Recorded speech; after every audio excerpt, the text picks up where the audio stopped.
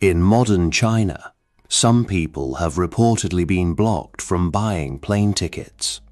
Others couldn't buy high-speed train tickets, not because they were violent criminals, not because they were terrorists, but because a system decided they were untrustworthy.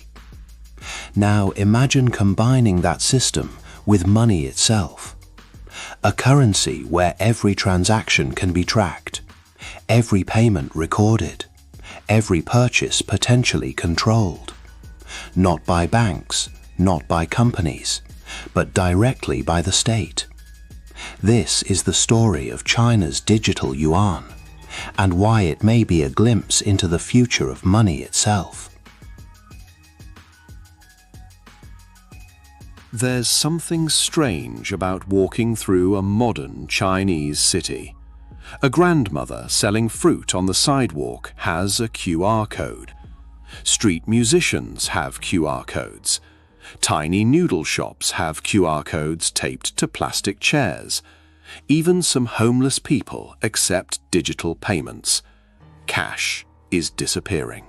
Fast.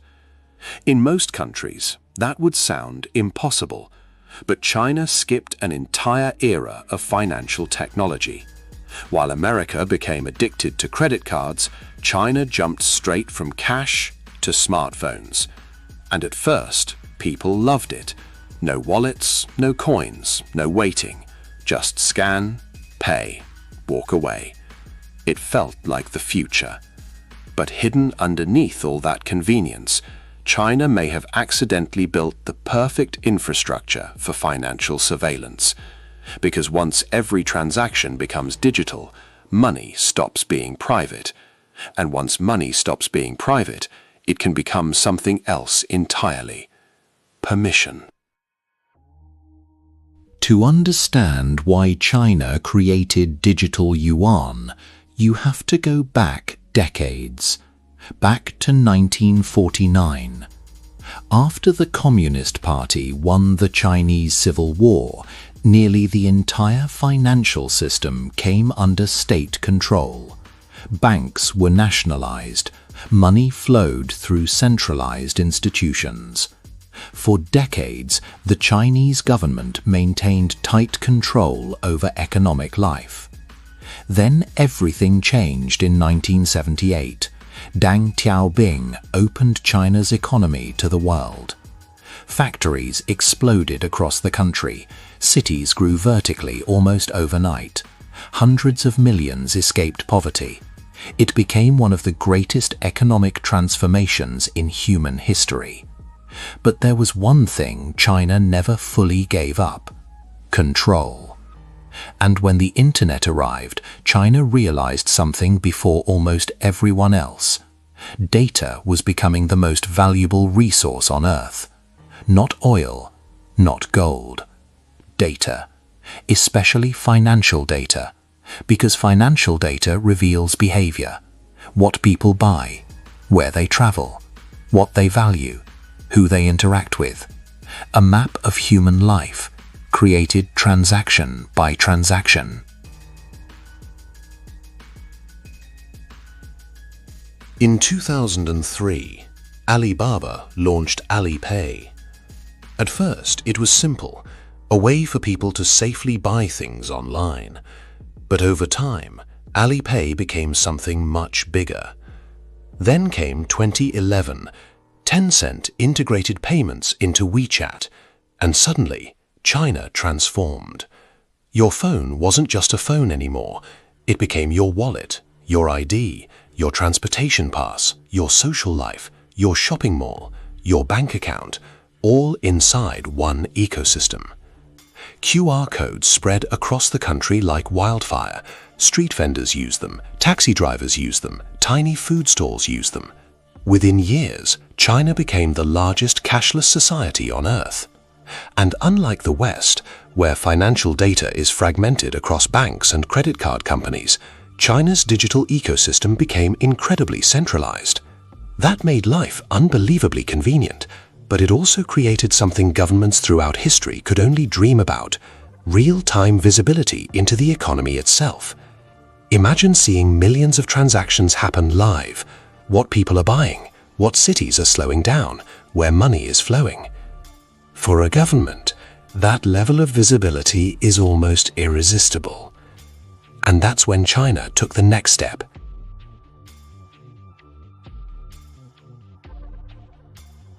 In 2014, China's central bank officially began researching a national digital currency. At the exact same time, Bitcoin was exploding globally. And Bitcoin terrified governments for one simple reason. Nobody controlled it. No central bank, no institution, no state. Money moving outside the traditional system. To China, that was unacceptable. So instead of rejecting digital currency, China decided to build its own version, the opposite version, a digital currency designed not for decentralization, but for centralized visibility. Digital Yuan, also called ECNY. Unlike Bitcoin, Digital Yuan is issued directly by the central bank. And unlike cash, it can theoretically be monitored at every stage.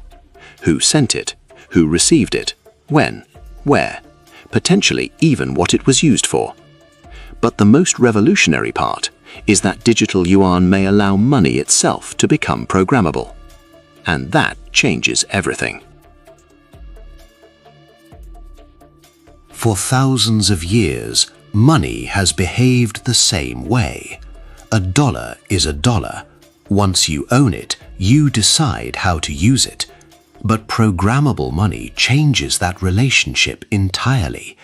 Imagine receiving stimulus money that expires after 30 days. If you don't spend it, it disappears. Imagine welfare payments that only work for food, or transportation credits that only function in certain cities, or a system that could theoretically restrict purchases entirely. This is why Digital Yuan scares so many critics, because when money becomes software, software rules apply, and software can be updated, modified, restricted, or automated at massive scale. Now, to be fair, China argues Digital Yuan has major advantages. It could reduce corruption, fight money laundering, improve tax collection, distribute emergency aid instantly, and from a purely technological perspective, they're not wrong. That's what makes this story complicated, because the same system that increases efficiency can also increase control, and history shows governments rarely ignore systems that increase control.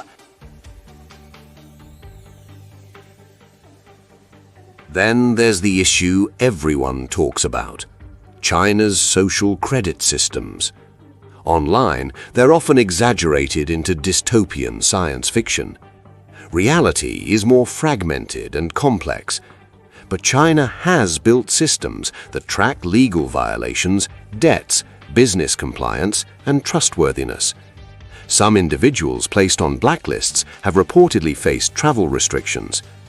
Now imagine combining those systems with fully programmable digital money. Suddenly, money is no longer just money. It becomes access, permission, a switch. And maybe the most powerful part of all is that none of this requires force. No soldiers, no police knocking on doors, just software. That's what makes digital systems fundamentally different from historical authoritarian control. They scale silently, and most people accept them willingly because they make life easier.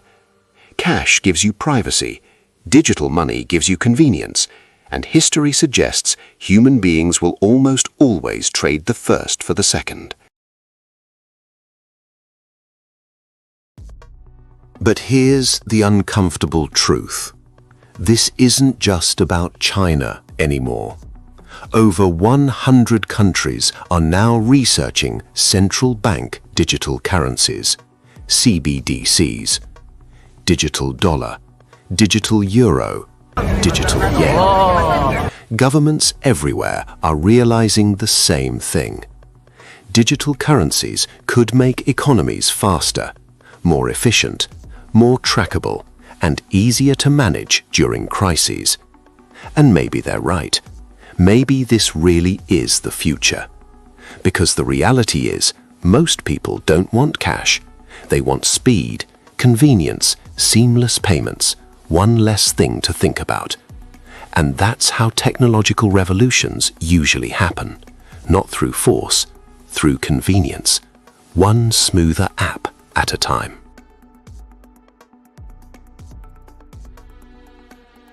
For most of human history, money was something physical. You could hold it, hide it, hand it to another person privately. But now, for the first time ever, money is becoming pure information. And information can be watched, tracked, filtered, programmed, even turned off. Maybe digital yuan is the future of finance. Maybe it will make economies more efficient. Maybe it will reduce corruption. Or maybe it's the beginning of a world where financial freedom quietly disappears, not through violence, but through convenience. Because the most powerful prison in history may not have walls, only algorithms.